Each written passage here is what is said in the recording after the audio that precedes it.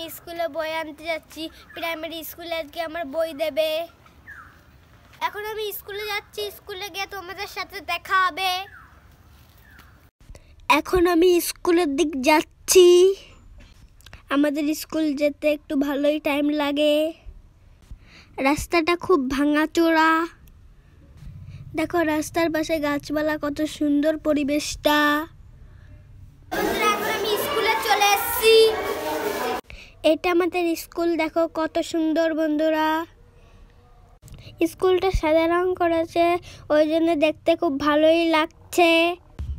এখন আমি স্কুলের ভিতরে ঢুকে পড়েছি, সিঁড়ি দিয়ে উপরে আমার ক্লাসরুমে যাচ্ছি। এখন আমি ক্লাসরুমে ঢুকে পড়েছি। এখানে আমি একটু বসে থাকবো, তারপরে বই আনতে যাব। এখন আমি বসে আছি, এখানে 12টার সময় বই দেবে আমাদের। এখন আমি বই নেওয়ার জন্য লাইনে দাঁড়িয়ে পড়লাম।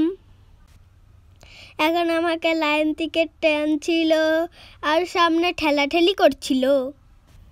অনেক ভিড়, তাই আমি পিছনে দাঁড়িয়েছি। কেন আমার লাস্টে এসেছি আমি।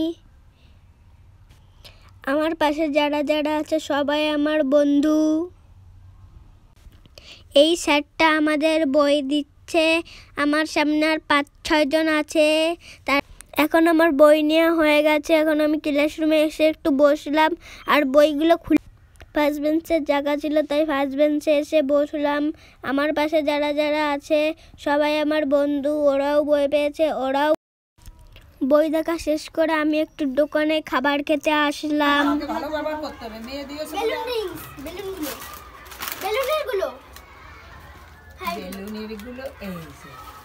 কটা?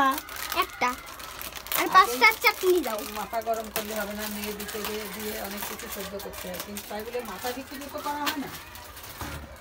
আর 5 টাকার 5টা চাটনি দাও। কি চাটনি বলো? আমের চাটনি না তেঁতুলের চাটনি? ফুলের চাটনি। এই নাও আর একটা ধরো।